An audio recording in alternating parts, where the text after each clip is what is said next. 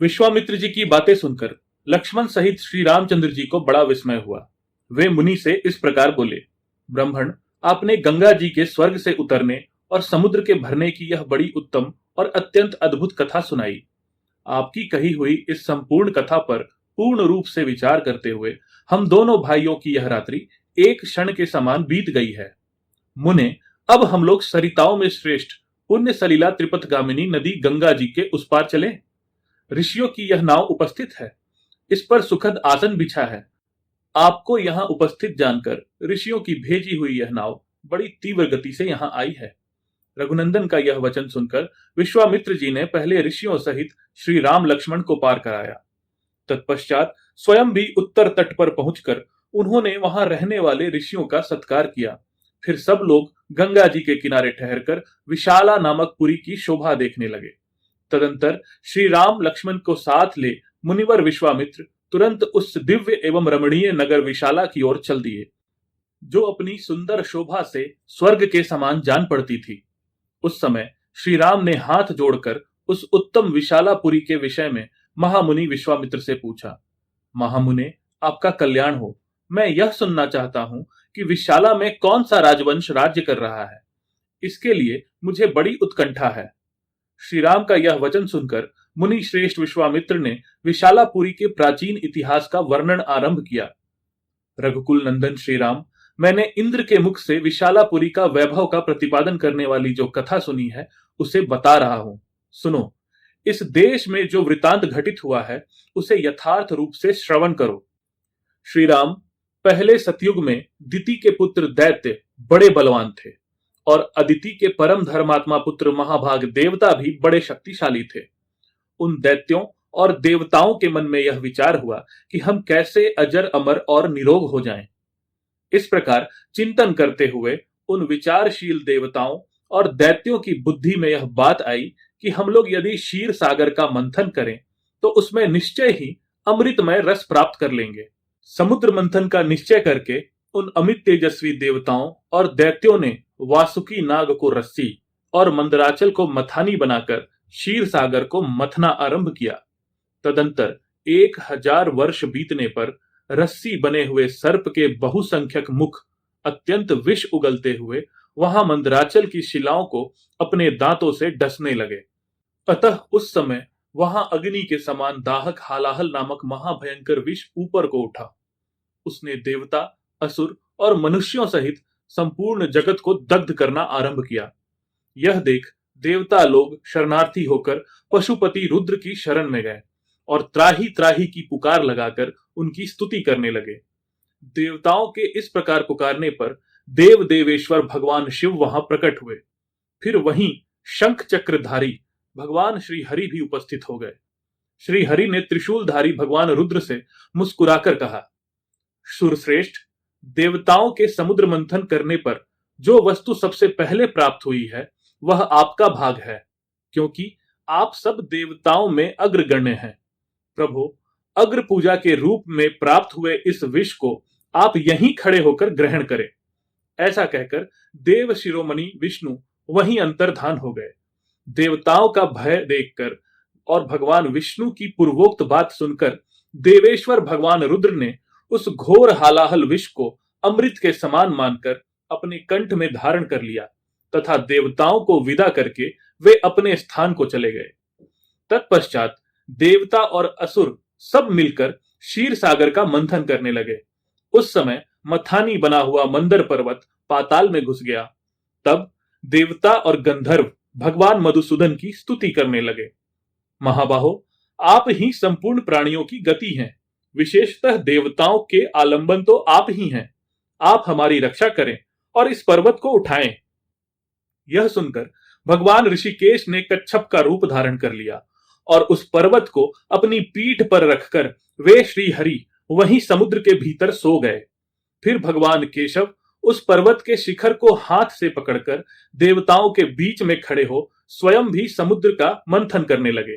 तदंतर 1000 वर्ष बीतने पर उस क्षीर सागर से एक आयुर्वेदमय धर्मात्मा पुरुष प्रकट हुए, जिनके एक हाथ में दंड और दूसरे हाथ में कमंडलू था।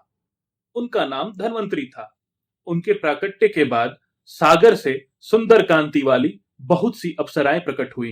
मंथन करने से ही अब अर्थात जल में उसके रस से वे सुंदर स्त्रियां उत्पन्न हुई थी, इसीलिए वे अप्सरा कहलाईं। उन सुंदर कांति वाली अप्सराओं की संख्या 60 करोड़ थी और जो उनकी परिचारिकाएं थीं, उनकी गणना नहीं की जा सकती। वे सब असंख्य थी। उन अप्सराओं को समस्त देवता और दानव कोई भी अपनी पत्नी रूप से ग्रहण ना कर सके, इसलिए वे साधारणा अर्थात सामान्य मानी गईं। तदंतर वरुण की कन्या वारुणी, जो सुरा की देवी थी, प्रकट हुई और अपने को स्वीकार करने वाले पुरुष की खोज करने लगी। दैत्यों ने उस वरुण कन्या सुरा को नहीं ग्रहण किया, परंतु अदिति के पुत्रों ने इस अनिंद्य सुंदरी को ग्रहण कर लिया। सुरा से रहित होने के कारण ही दैत्य असुर कहलाए और सुरा सेवन के कारण ही अदिति के पुत्रों की सुर संज्ञा हुई। वारुणी को ग्रहण करने से देवता लोग हर्ष से उत्फुल्ल एवं आनंद मग्न हो गए। तदंतर घोड़ों में उत्तम उच्चैश्रवा, मणिरंत कौस्तुभ तथा परम उत्तम अमृत का प्राकट्य हुआ। श्री राम उस अमृत के लिए देवताओं और असुरों के कुल का महान संहार हुआ। अदिति के पुत्र दिति के पुत्रों के साथ युद्ध करने लगे। समस्त असुर राक्षसों के साथ मिलकर एक हो गए। देवताओं के साथ उनका महाघोर संग्राम होने लगा, जो 3 लोकों को मोह में डालने वाला था। जब देवताओं और असुरों का वह सारा समूह क्षीण हो चला, तब महाबली भगवान विष्णु ने मोहिनी माया का आश्रय लेकर तुरंत ही अमृत का अपहरण कर लिया। जो दैत्य बलपूर्वक अमृत छीन लाने के लिए भगवान विष्णु के सामने गए, उन्हें प्रभावशाली भगवान विष्णु ने उस समय युद्ध में पीस डाला। देवताओं और दैत्यों के उस घोर महायुद्ध में अदिति के वीर पुत्रों ने दिति के पुत्रों का विशेष संहार किया। दैत्यों का वध करने के पश्चात त्रिलोकी का राज्य पाकर देवराज इंद्र बड़े प्रसन्न हुए और ऋषियों तथा चारणों सहित समस्त लोकों का शासन करने लगे। अपने उन पुत्रों के मारे जाने पर दिति को बड़ा दुख हुआ। वे अपने पति मरीचि नंदन कश्यप के पास जाकर बोली, भगवान, आपके महाबली पुत्र देवताओं ने मेरे पुत्रों को मार डाला, अतः मैं दीर्घ काल की तपस्या से उपार्जित एक ऐसा पुत्र चाहती हूं जो इंद्र का वध करने में समर्थ हो। मैं तपस्या करूंगी, आप इसके लिए मुझे आज्ञा दें और मेरे गर्भ में एक ऐसा पुत्र प्रदान करें जो सब कुछ करने में समर्थ तथा इंद्र का वध करने वाला हो। उसकी यह बात सुनकर महातेजस्वी मरीचि नंदन कश्यप ने उस परम दुखिनी दिति को इस प्रकार उत्तर दिया, तपोधने, ऐसा ही हो, तुम शौचाचार का पालन करो, तुम्हारा भला हो। तुम ऐसे पुत्र को जन्म दोगी जो युद्ध में इंद्र को मार सके। यदि पूरे 1 सहस्त्र वर्ष तक पवित्रता पूर्वक रह सकोगी तो तुम मुझसे त्रिलोकीनाथ इंद्र का वध करने में समर्थ पुत्र प्राप्त कर लोगी।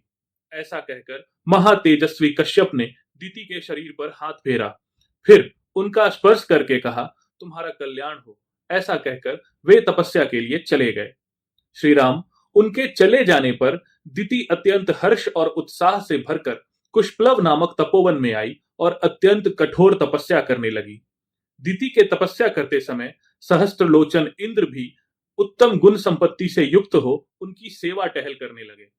इंद्र अपनी मौसी दिति के लिए अग्नि, कुशा, काष्ठ, जल, फल, मूल तथा अन्य अभिलषित वस्तुओं को ला लाकर देते थे। इंद्र अपनी मौसी की शारीरिक सेवाएं करते, उनके पैर दबाकर उनकी थकावट मिटाते तथा ऐसी ही अन्य आवश्यक सेवाओं द्वारा वे हर पल दिति की परिचर्या करते थे। जब सहस्त्र वर्ष पूर्ण होने में कुछ 10 वर्ष बाकी रह गए, तब एक दिन दिति ने अत्यंत हर्ष में भरकर सहस्त्रलोचन इंद्र से कहा, वीर, अब मेरी तपस्या के केवल 10 वर्ष शेष रह गए हैं। तुम्हारा भला हो, 10 वर्ष बाद तुम अपने होने वाले भाई को देख सकोगे। बेटा, मैंने तुम्हारे विनाश के लिए जिस पुत्र की याचना की थी, वह जब तुम्हें जीतने के लिए उत्सुक होगा, उस समय मैं उसे शांत कर दूंगी। तुम्हारे प्रति उसे वैर भाव से रहित तथा भ्रातृ स्नेह से युक्त बना दूंगी। फिर तुम उसके साथ रहकर उसी के द्वारा की हुई त्रिभुवन विजय का सुख निश्चिंत होकर भोगना। मेरे प्रार्थना करने पर तुम्हारे महात्मा पिता ने 1000 वर्ष के बाद पुत्र होने का मुझे वर दिया है। ऐसा कहकर दिति नींद से अचेत हो गई। उस समय सूर्यदेव आकाश के मध्य भाग में आ गए थे। दोपहर का समय हो गया था। देवी दिति आसन पर बैठी बैठी झपकी लेने लगी। सिर झुक गया और केश पैरों से जा लगे। इस प्रकार निद्रावस्था में उन्होंने पैरों को सिर से ही लगा लिया। उन्होंने अपने केशों को पैरों पर डाल रखा था। सिर को टिकाने के लिए दोनों पैरों को ही आधार बना लिया था। यह देख दिति को अपवित्र हुई जान इंद्र हंसे और बड़े प्रसन्न हुए।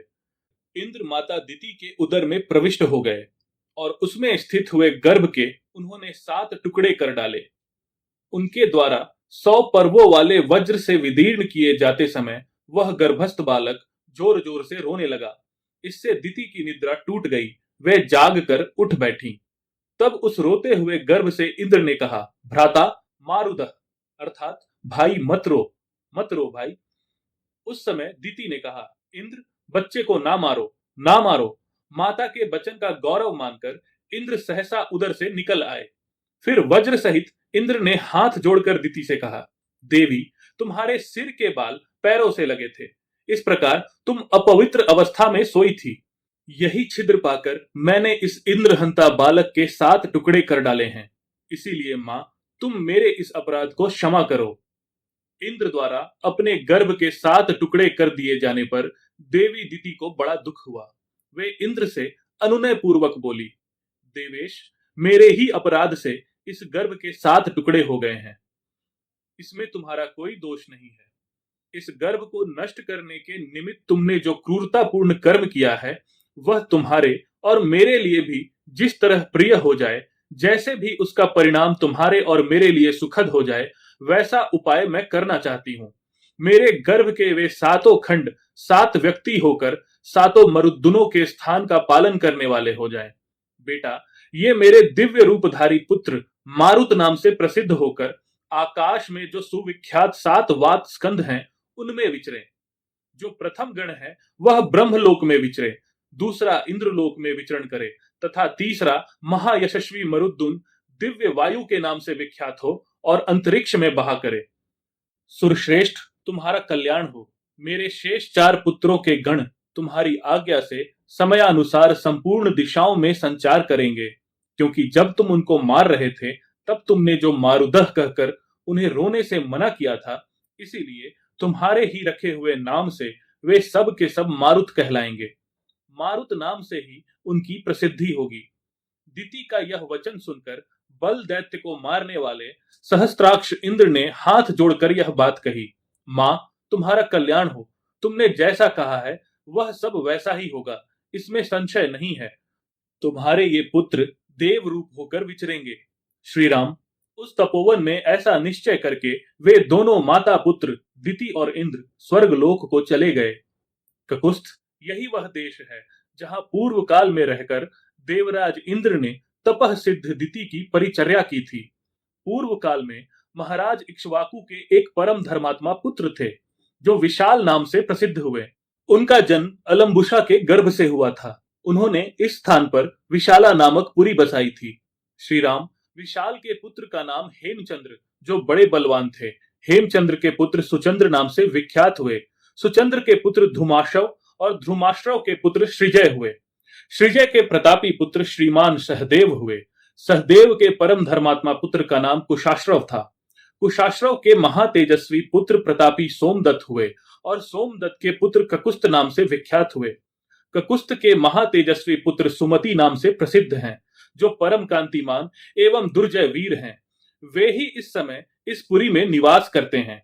महाराज इक्ष्वाकु के प्रसाद से विशाला के सभी नरेश दीर्घायु, महात्मा, पराक्रमी और परम धार्मिक होते आए हैं।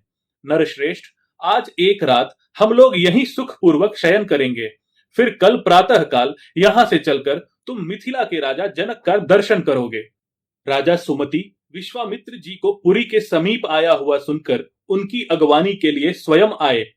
अपने पुरोहित और बंधु बांधवों के साथ राजा ने विश्वामित्र जी की उत्तम पूजा करके हाथ जोड़ उनका कुशल समाचार पूछा और उनसे इस प्रकार कहा, मुने, मैं धन्य हूं। आपका मुझ पर बड़ा अनुग्रह है, क्योंकि आपने स्वयं मेरे राज्य में पधार कर मुझे दर्शन दिया।